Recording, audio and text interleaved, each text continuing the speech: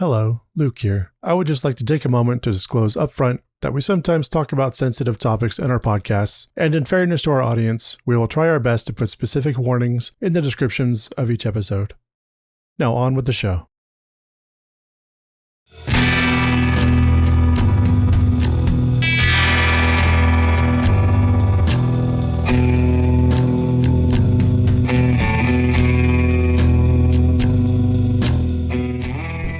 Ellen, Merry Christmas. Rusty, Merry Christmas. Audrey, Merry Christmas. Let's all have a Merry Christmas. Woo! Chop a tree, trees inside. Kinda tall, kinda wide. Deck the halls, deck outside. Hang the lights, lights don't light. Eddie drains his shitter on my front drive, alright. Lewis almost blew up. My aunt ruined Grace tonight. Didn't get a bonus, just jelly. Didn't get a bonus, just jelly. Didn't get a bonus for Christmas, cause my boss is such a tightwad, there's no pool. Bootylicious by Destiny's Child. Very nice. And welcome to the Nostalgia Killers podcast, where we revisit films from our youth to see if they still hold up or should be inserted into the great DVD player in the sky. I'm Luke Lone, joined once again, almost as always, by Chuck Starzinski. Jingle, jingle. Welcome to the Christmas season. Almost always again by Addy Martinez. Here to bring some Christmas cheer. Yay. Yay. So much joy. And for the first time, very special guest, our executive producer, Addy Martinez. Glad to be here for the first time ever, and hopefully not the last. There's going to be horns and like... Also, welcome in, boss. Yeah. It's time for the performance review. Thank you so much for your support this whole time. Are we getting Christmas bonuses this year? Probably not. But, we're working towards that. We only have one of me right now, so. It's going to be 3 Jelly of the Month clubs. Yeah, great. And we watched Christmas Vacation. Yeah. National Lampoon with Chevy Chase. Mm-hmm. Typical white suburban dad drowning just to keep his family happy for Christmas. And Cousin Eddie. But yeah, do you want to kick off, Addy? What's your nostalgic attachment to the Christmas Vacation?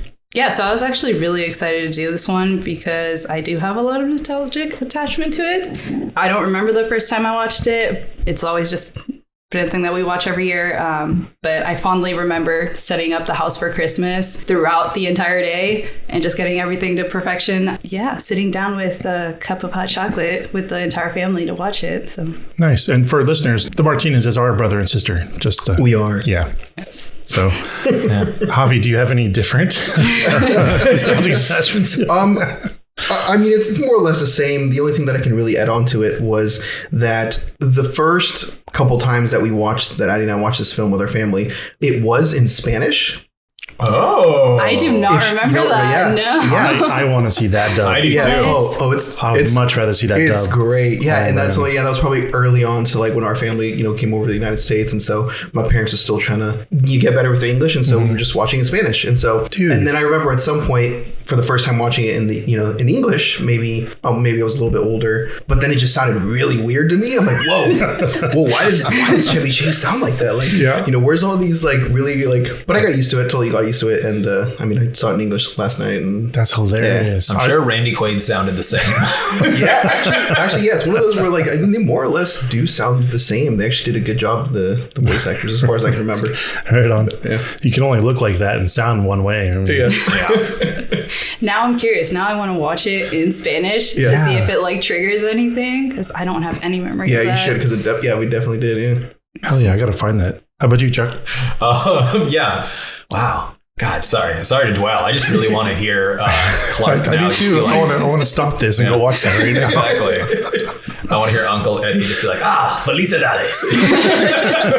It's probably worth the rewatch, honestly. Yeah, I know. What's a shitter is full? Like, yeah. Dude, I don't even. Oh man. I want to see that. I want to know how to say that in Spanish. Estoy bonita, Clark. But yeah, I don't remember the first time I saw it. It was always on TV when I was a kid. Mm-hmm. It was just like a classic, like, it's the holiday season. Christmas Vacation is on every fucking channel. Yeah. Not that that's necessarily a bad thing, but yeah, I remember loving it growing up. Didn't really become a true holiday tradition though until me and my wife started dating. And yeah, it was just like a weird, like, I think a one-off, like we were hanging out Christmas and it's like, oh yeah, let's watch a movie. Let's watch Christmas Vacation. And then it became a strange kind of tradition, which now I think my wife still likes this movie, but she might actually loathe it now because she loathes me. No, but because, yeah, I think we just watched it into the ground a little bit now. But yeah, I think I suggested it. You know, I was like, oh, I'm going to watch it for the podcast. And she's like, oh, okay. And like purposely was like, oh, you should watch it Thursday. I won't be here. There's like that Roadrunner cloud of smoke as she disappeared. Yeah, exactly. Yeah. But no, so that's kind of where now it's like, it's got a weird secondary nostalgia for me because now I'm like, oh yeah, that was like our second Christmas together. I'm like, aw. Right on. Mine was, this was probably the family tradition. If we didn't see it on TV, we would eventually just pop in the VHS tape and watch it. We definitely watched it every Christmas. I'm pretty sure my parents thought they were the analog for the Griswolds. Like they thought that was the family to emulate. And this is an audio podcast. My eyes just got very large. Like, they are not. Chuck's putting his eyes back in his skull right now. Like, speaking of nostalgia, this is what I watched when I wanted to go back to when my family was good. You know, that kind of thing. Yeah. And I still kind of watch it that way. I'm a little less detached. I'm way more detached from my family, but I still like this movie.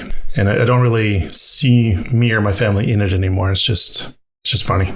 Nice. Yeah. You can't argue how dense this is with jokes, one-liners, gags. You know, I would argue this is probably the funniest vacation movie. Funnier than the original Vacation, Vegas Vacation, European Vacation. This probably has the most solid writing, execution, just funny. Yeah, sure. I'd be curious now to go back and rewatch the other ones and see if I agree with that statement. Because I off the top of my head, I want to say that I do, but... The first ones, you know, they're classic. Yeah. Everything after that had to be measured against it. But I think Christmas upped the stakes, up the jokes, up the amount of people in it. And I know I've seen European Vacation, but that one I just black out completely. Yeah. Like I don't remember it. The only thing that sticks in my brain is that they win the trip from being on a game show. I remember they're dressed like pigs because it's on some kind of weird double dare kind of game show thing. That's it. Eric Idle. They keep running into Eric Idle, and he's like a really funny. You know, no way. I don't even remember that. He's in that? Yeah. Holy shit. Yeah, and then don't remember that. After they were in this, just a little bit of trivia, Chevy Chase and Eric Idle tried to write an Australian Vacation. Right. I saw that. Yeah. And it never got made, but would have been fun. I mean, Eric Idle was probably hated Chevy Chase, but he would have worked with him because he's a professional. I mean, if he's a professional, of course he hated him. Oh, yeah. I honestly forgot that there were so many vacation movies until I started like looking into it, and I was like, wait, there's this one. I was like, wait, there's like more. Vegas one's pretty good. Yeah, I remember seeing Vegas like at a weird matinee when I was at 11 or something. Like it was just a weird like, no, there's nothing to do. Let's go to the movies. Like let's go see Vegas Vacation. Wallace Shawn. He's in it. He's a blackjack dealer. And Chevy Chase is like running out of money. He's like, I got an idea what you can do for your last 2 points. You can rent a gun and buy a bullet. That phrase just sticks in my mind. Like, cool. On to scenes. Yeah. There's so many. Yeah, I was gonna say we'd probably just round robin for a hot second if you guys want. Yeah. How about you, Addy? The one that stuck with me the most that I immediately remembered when this movie came up was obviously like the squirrel in the tree. And just like everyone being terrified, the two grandparents being on the couch, like completely unaware of what is going on. So that was really fun to watch again. Clark's father going, I'm going in with him. Yeah. It's a super serious thing. What's that noise? It's like a squeaking. Don't you hear it? You couldn't hear a dump truck going through a nitroglycerin plant. I have seen this 90 million times. I will recite it for you if you like. Which I'll just bounce off of that. You guys were referencing the characters of Aunt Bethany and Uncle Lewis. So I have that as one of my, like, I remember those two actors and their performances. It just like every single time this gets me. It's just so funny. Like, Grace, she died 30 years ago. No, their shtick is so fucking good. That's my favorite scene, hands down. It's just their arrival. Yeah. Where just like, wrapping the cat in the box. Like just hello, everybody. Hello, everybody. Clark, is your house on fire? Ellen, are you still dating Clark? I'm going to bite my tongue because one of her quotes is one of my band names. Okay. For sure. Okay. But, yeah. We'll hold off. I got Cousin Eddie. Just the The house is beautiful, Clark. And the shitter's full. Everything. Even when he's in the store and Clark tells him, we're going to help you pay for your Christmas to your kids. Like, I'd like to get something for you, Clark, with your money. Yeah, exactly. Something real nice. Yeah, any chance Eddie gets to monologue too, where he's just like telling what happened, what happened to the children that aren't there. Yeah, his concern is never in the right place. No. Like with the dog eating the stuff under the table, he's like, oh, he choked it up. He's fine. We'll just let it go. He knows he's going through the garbage. He doesn't mention it. It's just normal to him. I also love the weird, like, barely touched on side plot that he's a vet. Yeah. So he's like insanely patriotic. So like when Aunt Bethany like has a little lapse and starts reciting the Pledge of Allegiance, he stands up at the dinner table really seriously to salute the flag that isn't there. As far as stuff we haven't touched on yet, the Jelly of the Month mental breakdown, final scene being pulled, the veil just completely dropping of just like, oh, it's not happening. I read a disturbing thing about that today. Oh. Like apparently, like people think it's ad-libbed. Like his whole explosion and everything. But apparently they had crew members standing in his line of sight with like a bunch of random words like on a card hanging from there. So he's just shouting at these crew members all these fucking names. And if you watch it, you can watch his eyes move as he's reading the words. It's like, oh man. I hate Chevy even more. Like, I mean, to be fair, it's like 20 different fucking things that he says. So, I mean, I was sitting there like, I can't remember the first 3 that he said. But it was really funny. Ian McKellen would have done it. Oh, yeah. The Hallelujah scene. Plugging in the lights and he's like, finally clicks together, get the sparks flying. That whole shtick is so good too. Like just the constant going in, turning off the light, turning it on. And the blinding of the neighbors. And Julie Louis-Dreyfus just like, what is happening? Like crawling on her hands and knees. So blinding. The amount of times that things went through their windows. Yeah. Ridiculous. I don't know, Margot. Yeah. That's a phrase that's in my mind constantly. I mean, it's hard to pick favorites. I tried watching this. And I realized I was only halfway done and my list was already like too big. Mm-hmm. And there was just like the end of the movie is even more dense with funny stuff. Just beat. Oh yeah. My favorite scene is just the last third, the final act, basically. Yeah. Second, Aunt Bethany and Uncle Louis walk through the door. 2 credits. That's my favorite part of the movie. Yeah. I'm sure we'll get into more about her later. Mm-hmm. But there's a lot more that I didn't know until today. But anybody got any nitpicks? Anything you didn't like? Before we move in, I don't know if there's any other place to put this. Mm-hmm. A lot of other folks wanted to be on this pod. Because we didn't let them. Because we didn't let them, exactly. We closed the doors. But I'm going to pretend that I'm sitting here with the lovely friend of the pod, Julia Kaplan. And it's time for Chuck and Julia's Cock Talk. Okay. Because I don't know where else to put this, but got to talk about Cousin Eddie's cock. For just a second, just 5. I would be remiss. I forgot to watch. For 5. I was looking out for this. I watched it. I forgot to look. I got to give it 5 minutes really quick. Okay. Start the timer. Right. So, for those who are uninitiated and unaware, the actor who plays Cousin Eddie, my brain is Randy broken. Quaid. Randy Quaid. Yes, there it is. Halfway through production, just as a gag, started stuffing his pants like severely to the point where it's just like, oh yeah, like obviously it's picking up on camera and this is a lot. And then he got told repeatedly not to do it by the director. And then eventually it was just kind of like one of those slap on the wrist moments of like, all right, you know what? You're right, Randy. This is really fucking funny. And so then he was encouraged to stuff. So if you watch halfway through the movie, it really starts like when they get to Walmart. Yeah. From Walmart on, he's just packing heat unnecessarily. And fun fact, when I watched this with my friend Julia, wish she was here for this little cock talk, but there will be more cock talk in the future. When we watched it together for the first time, she was like, oh my gosh, she was so fat. We were both like fascinated. We were like, what is happening? Is Randy Quaid like a John Hamm? Do we need to know this? And she was so obsessed that she actually like ended up looking it up.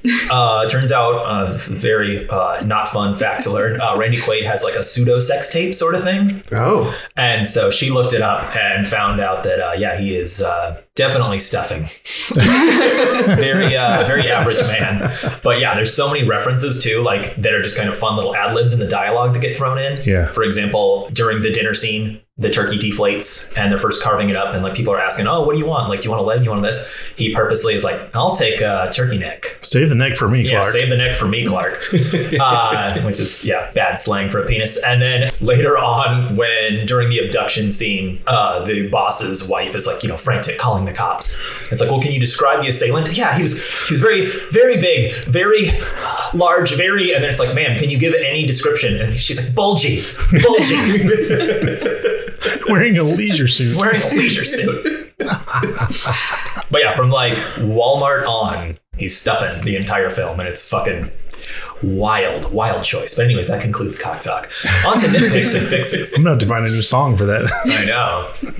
Thank you, Julia. My nitpick. Yeah, Randy Quaid stuffing his pants. No.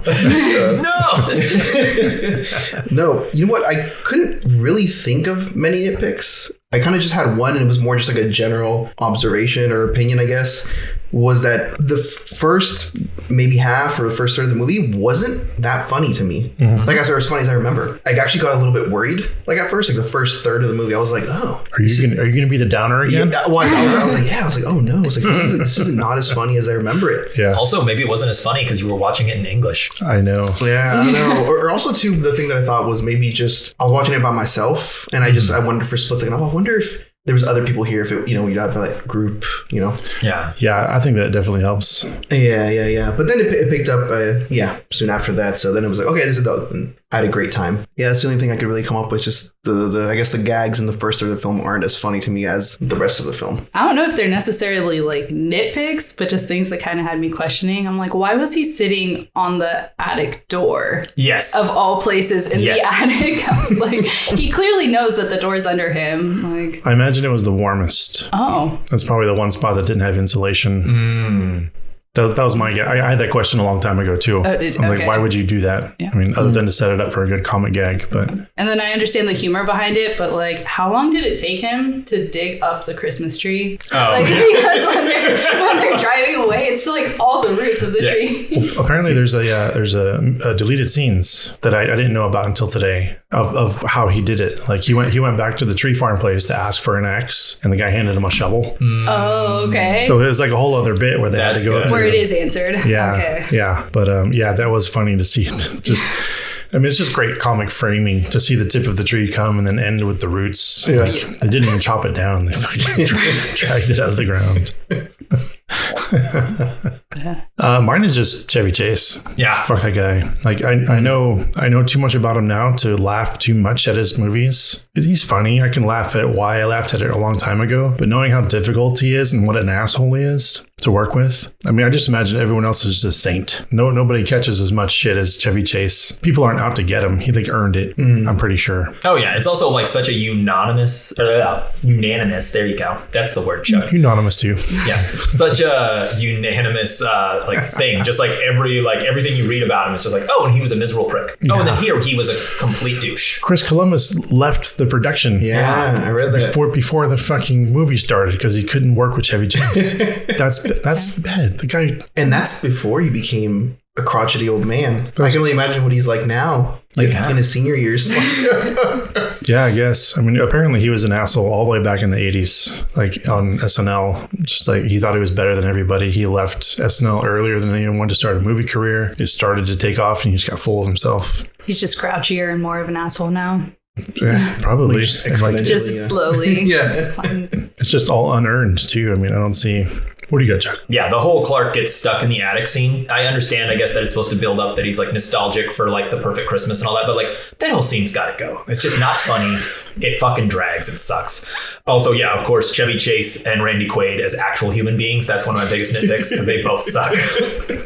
Because Randy's a conspiratorial like sociopath and like, yeah. He's turned into a serious QAnon guy. Exactly. Yeah. But my big one that no one touched on is Clark's interaction with the lingerie saleswoman. Like that whole scene is just so fucking awkward and just like not like, I get that it's the 80s and it was like funnier at the time, but it's like just not very funny. And then the whole like trying to scheme on a clerk like in front of your child too, like his son. And I know that's like the bit, like just like, oh hey Russ, and then just like I understand she's very attractive, but how are you gonna run around when you're married to Beverly D'Angelo? More on that later, I guess. Yeah. Like, and then, like, I know we just had Cock Talk, so I'm going to sideline here. Like, yeah, Beverly D'Angelo. Like, literally, I had this movie, when I rewatched it, I had subtitles on because I was, like, taking notes and I didn't want to miss anything. And I literally, I'm a creep, I turned the subtitles off because I was like, oh, wait a minute, this is the part where her nighties are going to see through. So I was just like, like, as someone, like, 30 years removed from the movie, or 40 almost now. Yeah. Yeah. And that still has that effect. Like, it's like, come on, get your shit together. Yeah. I definitely kept on trying, like, specifically during that scene, to, like, find the humor in it, like, the crude humor. And I actually, like, rewinded and rewatched because I was like, is this actually, like, funny? Am I missing something? And I was like, this is kind of just awkward to watch. It's just like weird old man wistfulness, I guess, is the joke. Is just like, wow, it sucks that I'm happily married with children. Yeah.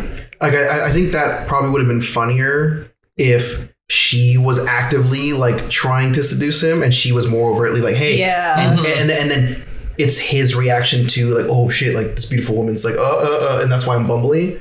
Well, if anything, that, maybe. I think she was just trying to sell stuff. Like, she was doing her job. Yeah, at first, but then at some point in that scene, you can see where she, like, kind of, like, starts kind of scooting away, just, like, siding. All I would say to that is they tried to get Christy Brinkley back, and Christy Brinkley, thank God, said that doesn't make any sense. Why would Christy Brinkley be working in a mall and doing that? Like, she's like, no, I am hot car lady. Why would I be hot car lady with a job? She's like paying attention to the script. Like, when it's unnecessary. How about rainy day pairings? What would you guys watch with this? So for me, the thing that jumps out at me most about this movie is just the theme of, like, dad trying everything. You were talking about it, Luke, earlier. The dad trying everything he can in his power to, like, bring this nostalgia, or, like, have, let his kids have the experience that he remembers he had, or maybe the experience that he wishes he could have had. Right. And so the first movie that popped into my head was a Goofy movie. Oh, that's perfect. Because, there you go. It's similar, You went all smart with this one. That's what occurred to me. I was like, Goofy movie. And I would actually argue that Goofy movie is a little bit funnier. But Keep talking, I'll let you change. Mine was not as deep as that. I was just like, Damn it, Hobby, why you gotta bring us down? Going back to, like, I just grew up watching it every Christmas. Mickey's Once Upon a Christmas. Oh, yeah. It's just like those two movies. I was like, and then the only other one I had was Jack Frost. Oh, I was like, because that was the Michael Keaton one, not the horror movie. Yes. I was gonna say two very different experiences. No, actually, they're both Christmas though. No. I just had Vacation. I mean, if this was on TV, it would make me want to just go pop actual Vacation and watch it. I'd probably drift off and do something else because I've seen it 10 million times, but maybe come back for the Uncle Eddie scene. I just had A Christmas Story. Nice. It's fun, slightly dysfunctional family holiday movie. It's also kind of, someone being wistful for their past, kind of like Clark, and fits the theme. That was a lot later than I thought it was. I thought it was like in a 70s movie, but that was like 87, 89. Oh, so it's like right around the same time almost. I know. I was wondering if this was inspired by that. But I think they both came out like pretty late, like 88, 89. Let's go on to this movie's cocktail, which I just finished and can't get out of my mouth. Nice little, this is going to be a fun edit. Once again, we've got milk. So for this movie's cocktail, got Clark's Eggnog. So it's a homemade eggnog. I'm going to read the whole thing, so strap in. This is going to get super interesting. Wait, let me finish it before you. All right. No. So it's 11 eggs separated, 7 ounces of heavy cream, 10 ounces of milk, 8.5 ounces of cognac, 6 ounces of dark rum, 7 ounces of bourbon, 17 ounces of sugar, 1/4 teaspoon of cinnamon, 1/4 teaspoon of nutmeg, and an 1/8 teaspoon of clove.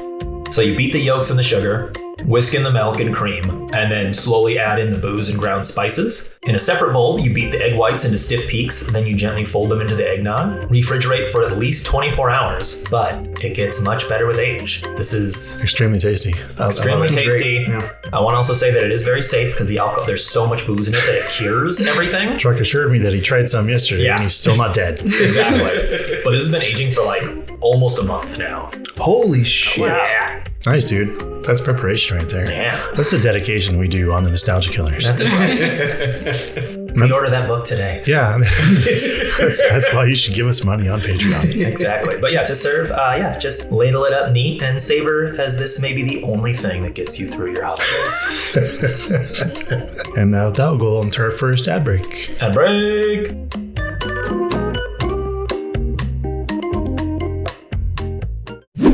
And we're back with Act 2, The Evidence Board. The movie was released December 1st, 1989. Cost $28 million. Very luckily skimmed by with $75 million. Yeah. I think within the next couple of years, its opening weekend was $11 million. A little sour grapes, I guess, on their part, because Chris Columbus, who went on to make Home Alone, went on to make hundreds of millions of dollars the next year. Yeah. So take that, Chevy Chase. Yeah. Also, to give it a little context, also in 89, same time, we've got Back to the Future Part 2, Driving Miss Daisy, and Disney's The Little Mermaid, all released in the same time. Oh, nice. Yeah. It's like, that's a hell of an opening weekend to fight against. Yeah. I mean, it's Christmas. I mean, yeah, exactly. They had Christmas on lockdown. They should have, I don't know. They did all right. They did great. Written by John Hughes. Mastermind. Just getting into like the amount of movies John Hughes wrote and made. Oh yeah. And and they're like, he's responsible for like a large portion of our fucking culture. Mm-hmm. Yeah, no, arguably like one of the hardest working writers out there. Yeah. Jesus. Insane. And Home Alone, 16 Candles, Breakfast Club. Yeah. Oh wow. All those, yeah. And passed away pretty young, apparently too. Oh really? Yeah, I think in like 93. Oh shit. Yeah, 94. Like before he was just getting ready to take off. Despite him writing every single movie of my childhood. Yeah, that's still one of my favorite bits in Dogma. Jay and Silent Bob end up in the city that Dogma takes place in because they're trying to find Sherman, Illinois, which apparently is where like most of John Hughes movies take place. Right. Directed eventually by Jeremiah Chichik after Chris Columbus smartly bailed. I would say. But and Bethany. Yeah, Mae Questel's. Right. Their final film. The original voice of Betty Boop. Yeah, which is crazy. Yeah, like from the first sound talkies cartoons. Nice. In the freaking 30s. And I totally heard it this time listening to her speak. I was like, that's Betty Boop. As much as we hate Chevy Chase, he didn't get his comeuppance, but at least he got a little something. He broke his pinky during the Christmas lights failure scene, like when he's freaking out and smashing the reindeer and Santa Claus and stuff. Apparently, he just like punched it and just basically shattered a bone in his hand. I'm gonna put this up with the picture of that reindeer with the star next to it. Good job, buddy. It's based on the short story Christmas 59 by John Hughes, which first appeared in National Lampoon magazine back in 1980. And John Hughes really didn't want to make this movie, like most people didn't like Chevy Chase. After Vacation, and they made European Vacation, he just saw these now as just Chevy Chase vehicles and was just like, nah. And then the studio was like, come on. And he's like, no. And then he's like, oh, let me see what I can do. And he literally just like went back through old like magazine stories that he'd written and was just like, oh, that one was fun. I can make a movie out of that, I guess. Okay. Yeah, that was it. Yep. I had an interesting one that I guess technically is also a Usual Suspects. That's what I have down. Yeah. Go ahead. I know what you got. The truck that's tailgating them in the beginning of the movie is the same truck that was used by Kurt Russell in Overboard. Yep. Yeah. I was like, oh, no way. I was like, it's so random. What a random thing that, like... I was studying Overboard. I learned that. Oh, nice. It's in there. All filmed in Breckenridge, Colorado, because they were going to film in Illinois, I think, and there just wasn't any snow. So they locked down Colorado. They're going to do it. Then it snowed 10 feet in like 3 days. And they couldn't even get to set. They had to ride snowcats to get everyone to set and dig the streets out and all that shit. It's like God didn't want them to make this movie, But I guess we can go on to Usual Suspects. You guys got any? I got a few. Go for it. I actually did my homework on this one. Elf, I was like, I don't fucking know. Elf. He's an elf. Elves are in things. Everyone go listen to Elf and listen to Chuck whine all the way through. Wee, all the way home. But I've got Chevy Chase was in Hot Tub Time Machine with Crispin Glover, who was in Back to the Future. And Saw. Oh, just kidding. Cut that out. We're cutting that. You know, I might actually like soft Crispin Glover. Dude, if Crispin Glover was the doctor, holy shit. Oh, that would be great. He doesn't want us to cut our chains, man. He wants us to saw through our legs. Beverly D'Angelo was in The House Bunny with Christopher McDonald, who's Shooter McGavin and Happy Gilmore. There you go. I only got 2 more. I'll do them real quick. Go for it. Juliette Lewis was in From Dusk Till Dawn with George Clooney of Confessions of a Dangerous Mind. She was also in Old School with Will Ferrell. Oh, yeah. And Randy Quaid was in Days of Thunder with Tom Cruise of Mission Impossible. Right. Oh, my God. I got one first. William Hickey. He was Dr. Finkelstein in Nightmare. He's the voice, like old Lewis. Shit. Yeah, Lewis is the voice. Yeah. Oh my God, that's amazing. Oh, that just made my day. That guy was in a lot of movies in the 80s and 90s, and he's like my grandpa, like from my childhood. Like, he's like in every funny movie. Angry childhood grandpa. Yeah, exactly. Yeah. That's a cool one. That's about all I got. Did you got any more? Yeah, I got Johnny Galecki. Russ, right? He was in Suicide Kings with Sean Patrick Flannery. Oh, shit. That's right. Yeah. Oh, my God. And then Randy Quaid was in Independence Day with Harvey Fierstein from Death of Smoochie. Apparently, Galecki and Juliette Lewis were later in the show Roseanne as a couple for like a couple episodes. I mean, I know it's not real, but still, it's always like, oh. And can we say something about young Galecki? Like, I didn't recognize him. I never watched the show that they do. I don't remember the name of the Big Bang Theory. Big Bang Theory. Yeah, I know. He's like a huge cultural icon. Yeah, he's like one of those that's like up and coming right now too. Like he's still kind of skyrocketing. And he was Little Russ in this movie. I completely missed it. Like, Galecki's awesome. It's just a fun name to say too. Exactly. Galecki.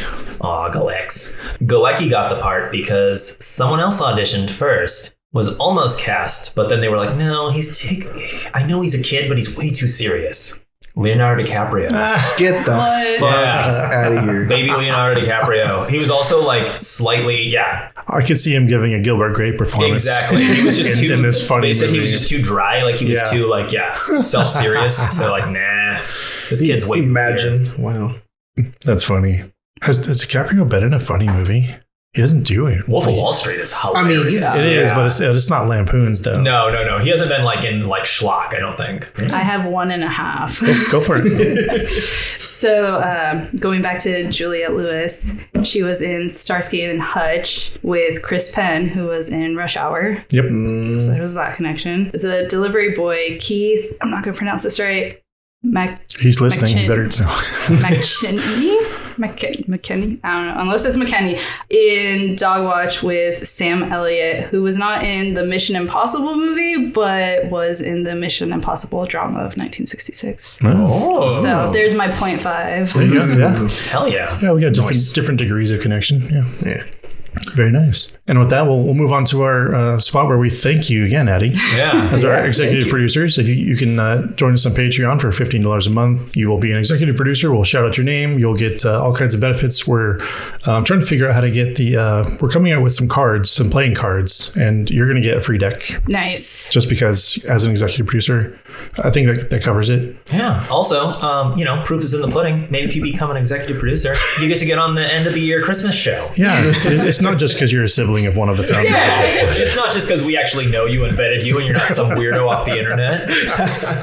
But also, Tyler McGillis, if you're listening, we'll totally have you on. For enough money, we'll take the weirdos off the internet. Exactly. So. And now go ahead and take our second ad break. Ad break number 2. And we're back with Act 3 of the award categories, where we start off with my new band name. Mm-hmm. I actually have quite a few this time. But hell yeah.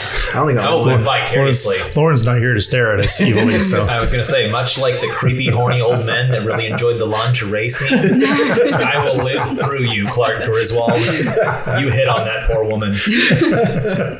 You tell me your band names. How about you two? So my first one was Exterior Illumination. Yeah. They're like an indie kind of band.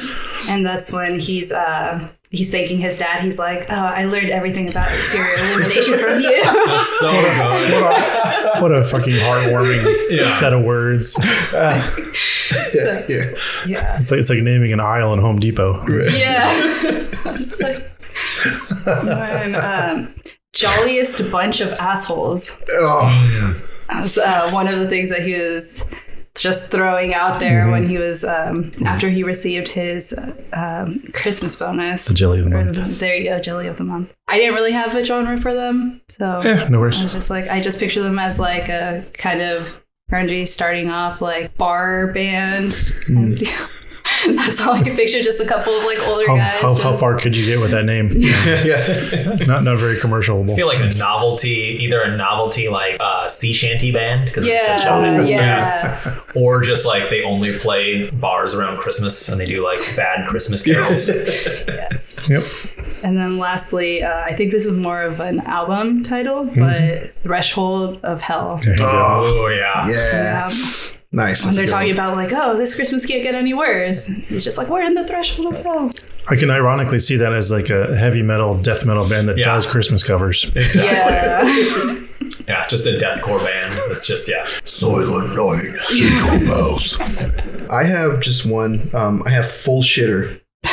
Oh. And it's a new metal band, sort of like a, I don't know, whatever, like Mudvayne or something like that. Yeah. Oh, so all their cool like Slipknot face paint's just brown. Yeah. Yeah.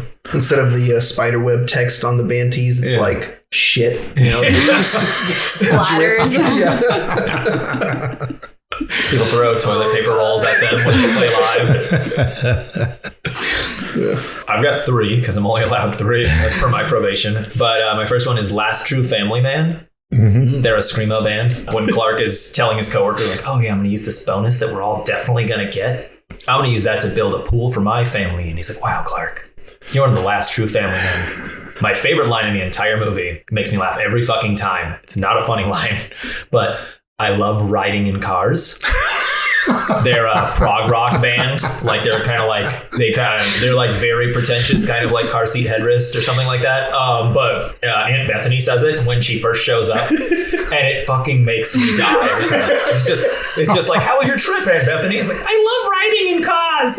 And it's like, it's hilarious because she's just so like she just actually loves riding in cars, and then B, it's also like, oh, she's so fucking old. This is probably a novelty somehow. Like it's like no. Those, horse, I don't get it, like kind of thing. Like it makes me laugh so hard every time. And then my last band name is I'm Sleeping With Your Father, and they're an EDM hyper pop group, and that comes from Audrey's like, this is sick, this is obscene. I have to sleep in the same room as my brother. And Ellen's like, well, I'm sleeping with your father. That's her logic. That's so funny. Exactly. It's equally terrible and disgusting. Yeah. Right on. I gotta bend over and I'll show you. Yes. Don't really have a genre for it. It'd be funny if it was like a country acoustic band. Well, it could be Bend Over as the singer. Yeah. And then I'll show you. Yeah, there you go. Unidentified lip fungus. Take your pick. But as their hit song, we got Head Sewn to the Carpet. That's track 1. Right on. And then on to the Roger Deakins Would Be Proud Award for cinematography. I have one. The only thing that I could kind of see was when Clark is in the attic watching the film reels from his Christmas. We have like a slow zoom, and then it kind of circles around him to kind of reveal what he's watching. And yeah, I really like that. Pretty good, like, yeah. It's supposed to be a touching moment. Very heartwarming. So, yeah. Did his job. Yeah. He had a fake tear. There's no way that man cries. No. I mean, the PA probably cried that applied that tear. The slow push into the door and into each family member as the in-laws knock. Yeah, that's one of mine. Yeah, it's just so good. Like just the sense lowering of dread. The sound of the bells. Yeah.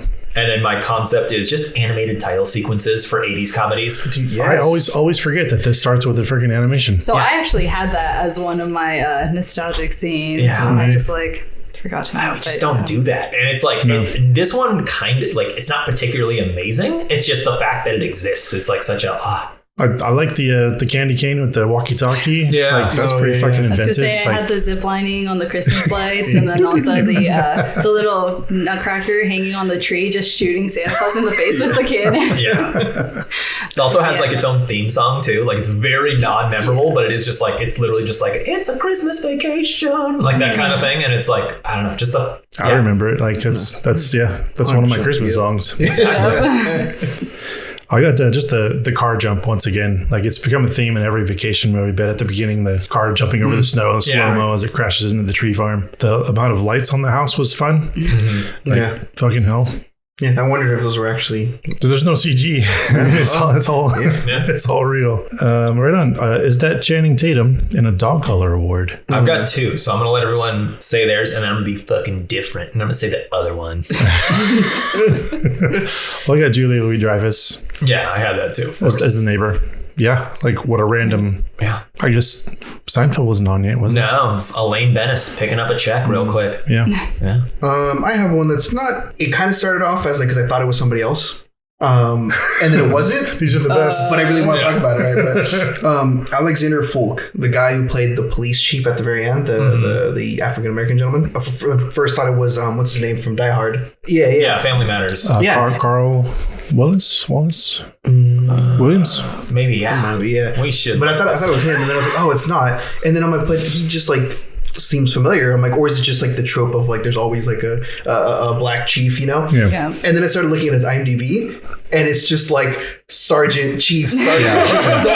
Like literally, like out of the 50 credits he has, it was like 40 of them were like police officer number 2, lieutenant, chief, and I was like, holy shit, this is great. I fucking love this. And some of them was stuff that I'm like, oh, I probably have seen him. Yeah. It was like an episode of That's So Raven. It was like fucking Cheers. It was like all this shit that I was like, oh, dude, Fresh Prince. I'm like, okay, definitely I've seen him play an officer then. Yeah. So I'll put that in there. That's just his entire characteristic. He is a police officer. Yeah.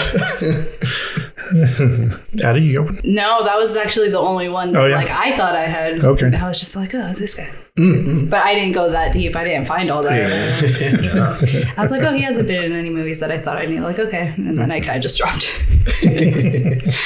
You mentioned Julia Dreyfus, but I got another TV star. I went Doris Roberts. Oh, yeah. Oh, that's right. As Ellen's mom, Frances. Yeah. The mom from Everybody Loves Raymond. Yeah. I always forget she's in this. Yeah. I'm always like, oh, yeah. It's so exciting when you're like, oh, it's kind of like seeing like a teacher in a supermarket. You're like, oh, you do other things. This is crazy. I just thought you were Raymond's mom. Right on to, it's a sailboat. It's okay to be nostalgic, but don't lose sight of what's in front of you right now. Ooh, I like that. And then I have actually a quote. That's my other one, which is what Clark's boss says, which, a healthy bottom line doesn't mean anything if you have to hurt the people you depend on, even the little people. You took the literal moral from the movie. Good job. I was like, I get reminded every Christmas. I'm like, yeah. You took the Scooby-Doo moment. Just wrote it down. I love it. Yeah. Nice. Good old Christmas vacation. Yeah. Reminds me every year. The Grinch is back. I've got celebrating tradition for the sake of tradition is a hollow way of life that will never bring you joy. I agree, but what better thing to bestow on Chevy Chase than no, absolutely. A hollow, empty life. Yeah, but that's just like the whole thing is like Ellen's like, hey, Clark, what if we didn't invite the senile sociopaths? And it's like, it's tradition. Dad, why are we hiking 9 miles to cut down a tree when we could buy one? It's tradition. Yeah. I'm on Cousin Eddie's side. I got eat the rich. Hell yeah. So make them pay. Yeah. Just do what you got to do. On to the Hans Gruber Deathfall Award. I'll just go. I got the Bose stereo system from the Icicle. That's such a good bit. I love that it melts too. Every time I watch it, I'm like, oh my God. Because if you're from the 80s, that was the most expensive fucking thing there ever was. It was like a $9,000 stereo. Yeah, I just got destroyed and obliterated by the ice. Why is the floor all wet, Todd? Yeah. I don't know, Margot. I just took it literal. I was like the cat. Oh. Just crying under the couch chair. Like imprinted into the little outline. Yeah. That was my inspiration for the original song for this episode. It was going to be Through the Fire, but it was going to be Chewing Wire. I watched or read, they weren't sure they were going to keep that in, but they showed it to test audiences and it was their favorite scene. So, because I mean, it's kind of like really, you're not supposed to show an animal chewing on a hot wire. Also, that shot, like, the lights look very plugged in that cat's chewing on. Yeah, I think that was the issue. It's like wow. It was very Milo and Otis of them. Very like, well, if it dies, it dies. Say, having a cat myself, it does take them a couple of chews to get through. There's that nice coating around it. Not that it's any better, but not that I condone allowing animals to chew on cords, but... You got any, Chuck? Yeah, he doesn't die, but he would in real life, so I gave it to him. Uncle Lewis blowing up and catching on fire. Oh yeah, there's the tree. We could give it to the tree too. Exactly. That's not the North Star. It's gas from the sewage treatment plant. I know, that's such a fun Chekhov's sewer gas. Yeah. Like, they reference it like 9 times. Plays like, right off, yeah. Like, when's it going to happen? When's it going to happen? On to our controversial hot takes. I have one it's not really like I was like, I guess it's not a hot take because I think everyone's gonna agree. Chuck, you referenced it earlier, but Ellen is too good for Clark. Oh yeah. Beverly D'Angelo, such a beautiful woman. And she like, as opposed to like other TV or movie wives, she doesn't ever treat Clark like an idiot. You know? She's always wholesome and yeah, she like tries to support him and love him and she really tries to like understand where he's coming from, and like she doesn't really put him really put him down. And and he's just like every movie he's like trying to cheat on her. Like every movie it's just totally agree with that. Mine's not much of a hot take either, but I got the Jelly of the Month Club actually sounds kind of amazing. I know, right? I know, with Uncle Eddie on that. Like, he's like, oh, Clark, those are amazing. If anybody's listening and still shopping for me for Christmas, and if there is a Jelly of the Month Club, what does it say? It's like, it's a gift that keeps on giving, Clark. Exactly. That it is, Edward. Yeah, I guess mine is a controversial hot take. This movie could have been like an hour because there's a handful of unnecessary bits, which we touched on. Like, you always say that. No, I'm and then, there's just a lot of repetitive gags too, where it's like, oh yeah, we did this already. And it was funny. How many times can this man fall setting up lights? How many times can we have something bust through, the neighbor's, window? Like, it was super funny, like the first 3 times. And then all of a sudden it's like, all right, yep, we get it. Like, they live next to assholes. Yeah. No, it is like an hour 40. So yeah. I think you could have done like an hour 15 and that probably would have been fun. Yeah. I think I've watched it so many times I just couldn't think of anything to cut. Yeah. And also, like, because it's so nostalgic and so, like, attached to Christmas and whatnot, I feel like there's also bits that, like, you kind of either space out or it's, like, on during Christmas. So you're like, oh, yeah, like, this is happening over here. I'm going to go put out this fire. And then, oh, yeah, there's the part I like where Clark does this thing. On to time for another Spider-Man award. This has sequels. Is it time for another one? Is it time to pry Chevy Chase out of his own ass and make him be Clark Griswold one more time? I said no to a sequel.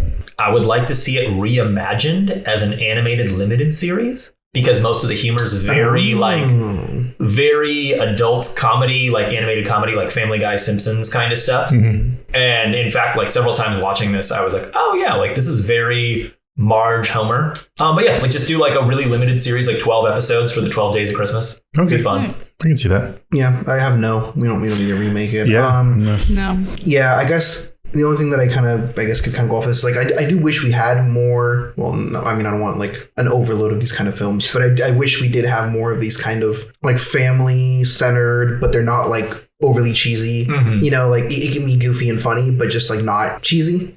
To speak on that, I definitely was a little bit worried because the last time I watched it, I was still living at my parents' house, which was a while ago. Yeah, I definitely thought that it was going to be really cheesy. I was just like, oh, what if this like kills the Christmas Vacation that I know? But it wasn't. It wasn't over the top cheesy Christmas at all. Nice. It's really nice. Yeah, it seems to hold up. Yeah. It kind of does. Yeah, you still get that heartwarming message of Eddie where he's like, oh yeah, every time my wife turns on the microwave, it fries the plate in my head and I piss my pants and forget where I am.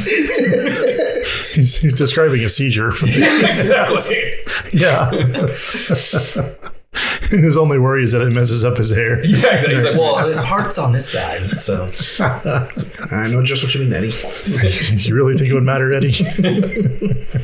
We'll pause for Here Comes Kanye. Anybody got any special events, things to plug, pluggables? I kind of want to just put a general plea to people out there to please try and give movie theaters a chance. You know, I know after COVID, you know, a lot of things changed, and I know times are tough and people are, you know, strapped for cash, but we recently, you know, where we live, there's a local movie theater that just closed down recently out of nowhere. I mean, there's still a couple other ones around here, but I feel like that was like kind of a big, it's weird that that's the one that closed, because if you ask anybody, they're like, oh, that's the big movie theater. That's the one that everybody goes to. The one in Rohnert Park? The one in Rohnert Park. What the hell? Yeah. What the hell? And I saw so many movies there. Yeah, exactly. And it's just, you know, I don't think there's been an official statement yet. Closed about a month ago now, probably. Yeah, it surprised everybody. Yeah, but I can only imagine it's just sales must have, you know, gone down, you know, due to streaming, I assume. And no, I'm not going to be like, don't do streaming, because I pay for like every fucking streaming service out there. But I don't think that should be, you know, you guys is like,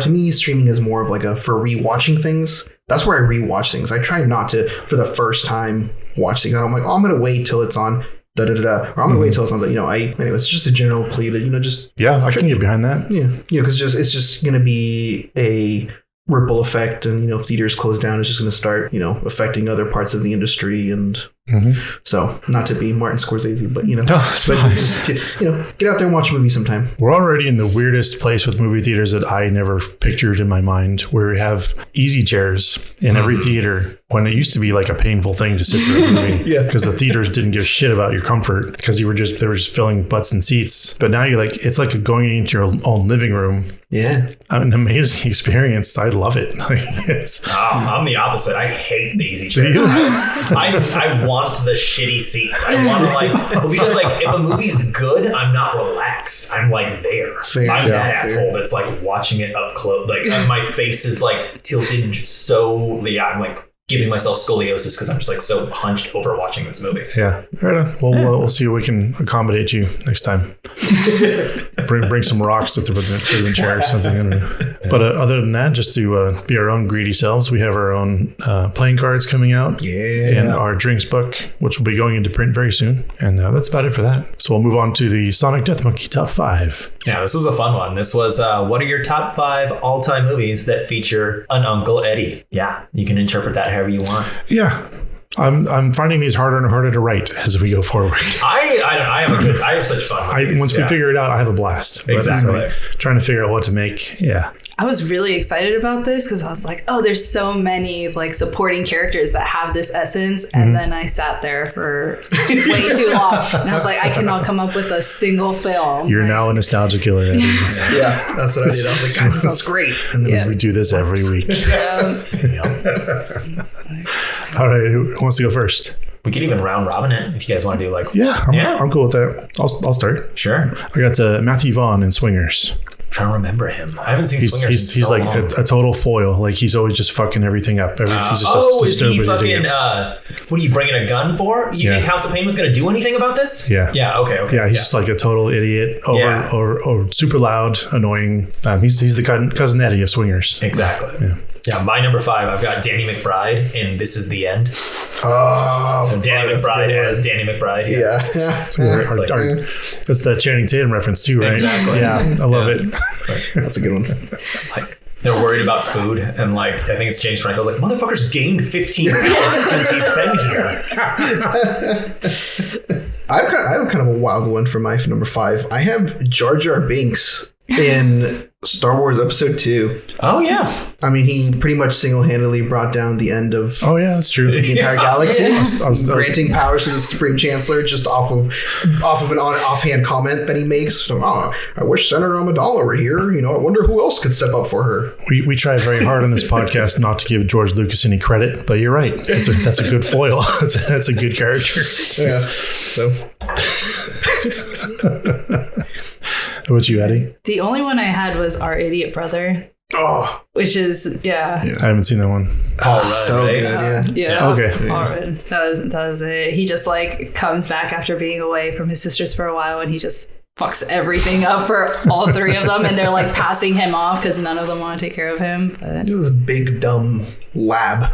Basically, he's just so fucking adorable. You can't help but like him. But he's just all his intentions are so Yeah. good too. But he just like it's like frustrating to watch the movie. You're just like, no, just Oh, shut you up, idiot. just Yeah. stop talking. My number 4 is Nick Frost as Ed in Shaun of the Dead, ooh. and as Danny in Hot Fuzz. Those are my 4 and 3. Oh, shit! Holy shit. Yeah, I literally have 4 Danny and 3 Ed. Oh my god. Right on. What do you got, Chuck? My number 4, he's an Uncle Eddie, but also if you get really, we'll do this episode for sure, but if you get high concept about it, he's also a hero because he dismantles an entire police unit. I'm giving it to Farva in Super Troopers. I don't want a large farver. I want a goddamn liter of cola. Exactly. Does it look like spit to you? Yeah, fuck it. I completely spaced. I fucking forgot about that. That's awesome. Yeah. That's one of my It's favorite like movies the of all biggest, time. Yeah. dumbest fucking lout. Yeah. Who wants cream?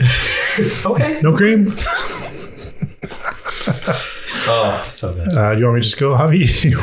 Is this a spoiled yours?